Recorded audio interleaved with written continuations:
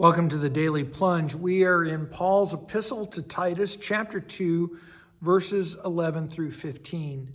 Now, this passage is a critical passage. It's the passage that is read on Christmas Eve. And Paul has been admonishing and encouraging this young pastor, Titus. He says, you are called to teach, the faith, the sound doctrine, and that to teach your congregation to live out the trustworthy gospel, and to teach the elders, the elder women, the young men and women, even people who are in stuck situations like slavery. Teach them to live out the faith because it is motivating and magnetic.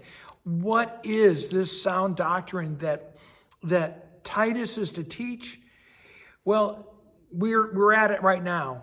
And this passage, verses 11 through 15, is really the fulcrum, the pivot point of the whole epistle. And, sound doctrine and sound living are rooted in the preemptive first strike grace of God that's made manifest, epiphanied in Christ and his cross. That there's, as he says here, the grace of God has appeared in something very tangible, something that's specific. It offers people salvation.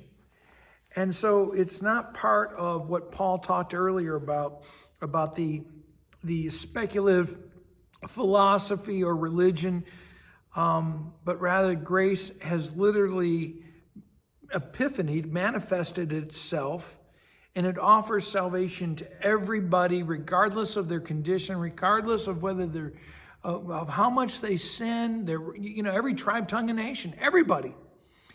And it is given through the proclamation of the gospel. And so he says, this grace disciplines us, it trains us, it disciples us to reject the ungodliness, the unholiness, the irreligion of the worldly passions.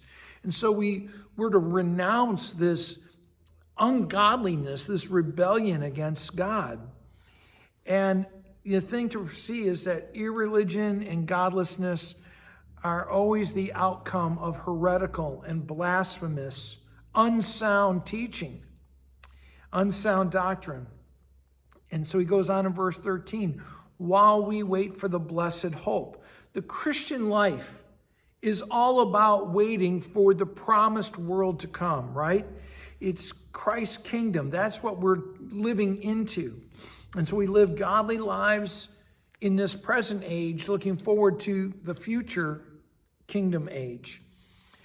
And this age is an age ruled by Satan. It's wicked and evil. It's passing away. And so we're trying to line up our lives with the future.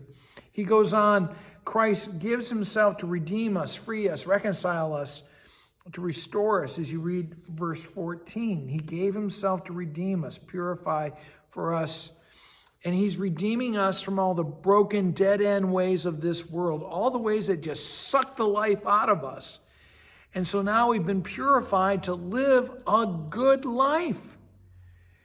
And so we are now God's people who are eager to do what's good. Everything Paul is admonishing Titus to teach, that's what he's saying. That's how we want to live. And the goal is to have a faith community that is truly shaped by Jesus Christ and shares Christ in their life together. Well, thanks, friends. Have a blessed day.